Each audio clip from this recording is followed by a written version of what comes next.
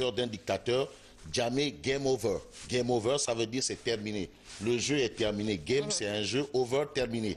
Game over. Alors, l'Assemblée instaure l'état d'urgence prolongé, le mandat de Djamé et se défausse sur le Sénégal.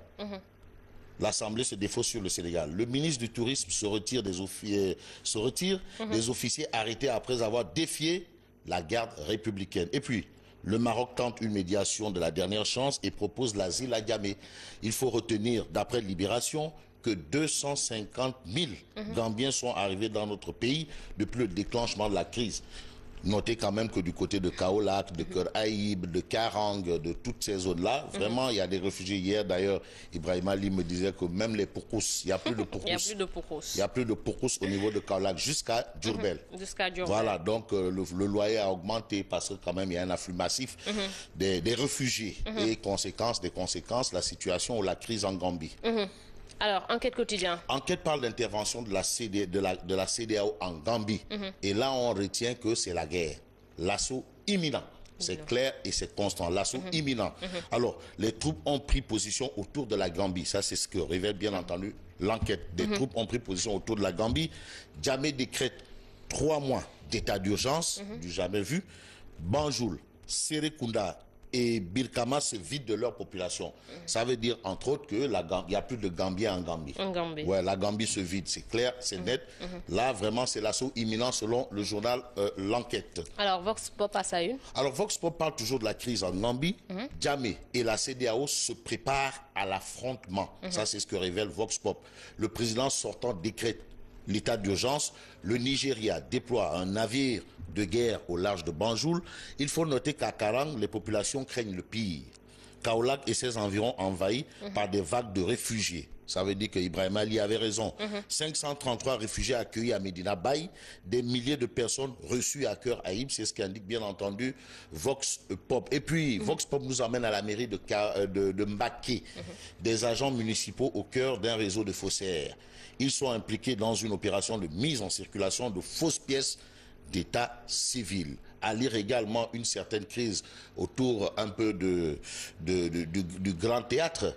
L'AIM en colère contre Keïsi Bousso, des artistes appellent au boycott du grand théâtre. Au boycott du grand théâtre, c'est l'appel des artistes. On lit à la une de Vox Pop. De Vox Pop.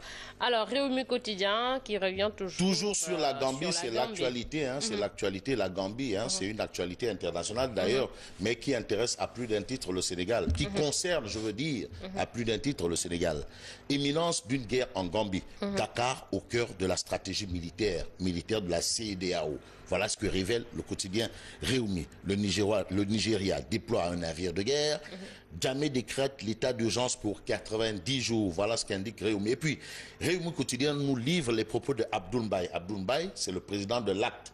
Abdoul Mbaye, c'est le premier ministre de Macky Sall. Alors, selon Abdoul Mbaye, on a des députés de Macky et non des députés du peuple.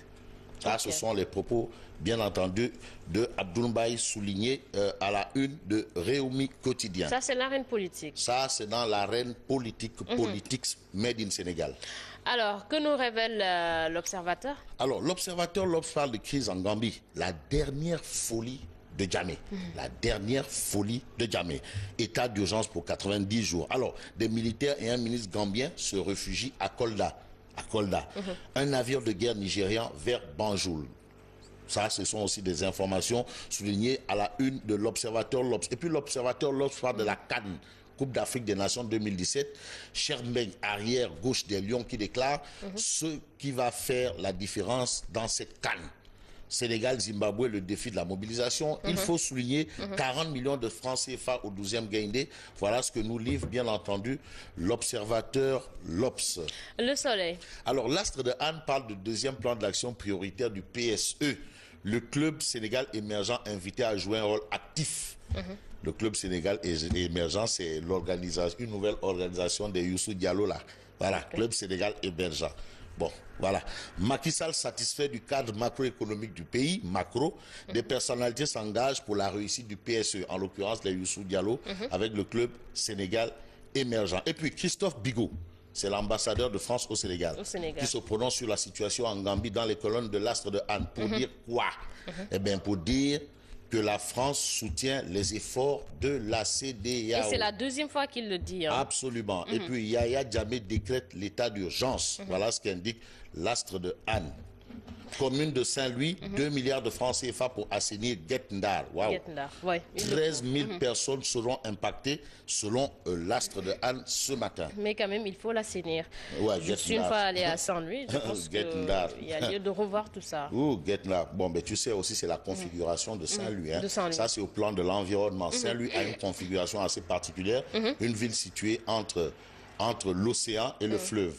Donc ça veut dire quoi? Ça veut dire qu'il y a forcément des impacts.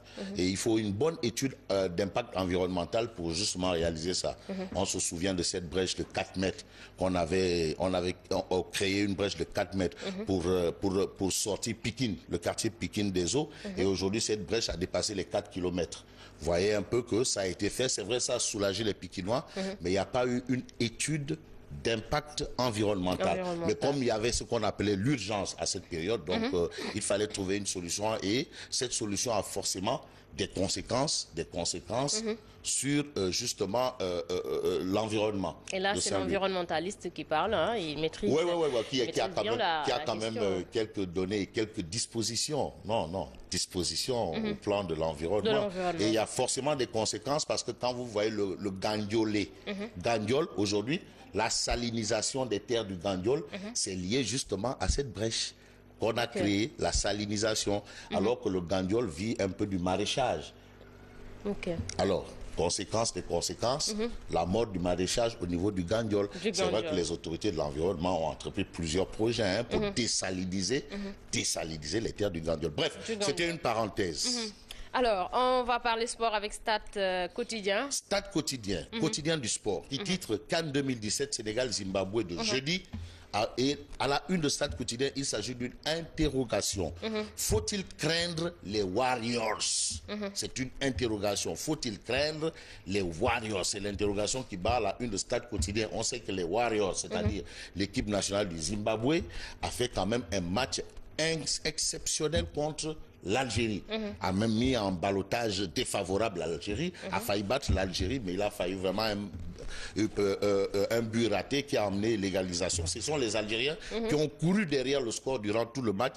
C'est d'où l'interrogation de Stade Quotidien, à savoir, faut-il craindre les Warriors? Et puis, mauvaise nouvelle dans le milieu du sport. Il s'agit du basketball qui est en deuil, donc le sport en deuil, le Sénégal en deuil. Alors on sait que le basket a toujours amené des grands titres au plan continental. Un homme de devoir inspirateur de la nouvelle génération, il s'agit de El Hadj Amadou Gueye, alias As Gueye, qui a tiré sa révérence mardi dernier, c'est-à-dire hier, à Dakar. Ça, c'est à lire dans les colonnes de Stade Quotidien. Sunu Lamb. Alors, Sunu Lamb est avec Luc Nicolaï. Luc Nicolaï tire la sonnette d'alarme. La lutte avec frappe est déjà morte. Ça, ce sont les propos de Luc Nicolaï qui dit: en une saison, j'avais investi jusqu'à 1 milliard. Les lutteurs ne méritent pas un cachet de 100 millions. Donc, les lutteurs ne méritent pas 100 millions selon Luc Nicolaï.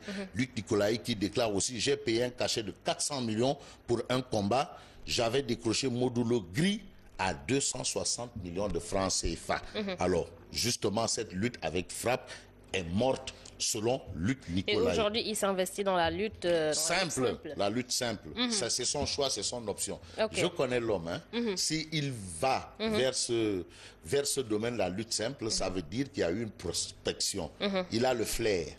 Cher Fallou, Luc Nicolaï. Alors, Nguema, merci. Merci à toi également. On se retrouve Bonne continuation. Toutes nos excuses pour la tribune qui n'est pas là, mais vrai, vous l'aurez dans les kiosques sûrement. Sûrement. Alors, merci à Nguema Fabrice. On se retrouve demain, Inch'Allah. À demain, Inch'Allah. Merci également à vous. Je vous reviens tout de suite, c'est pour le journal.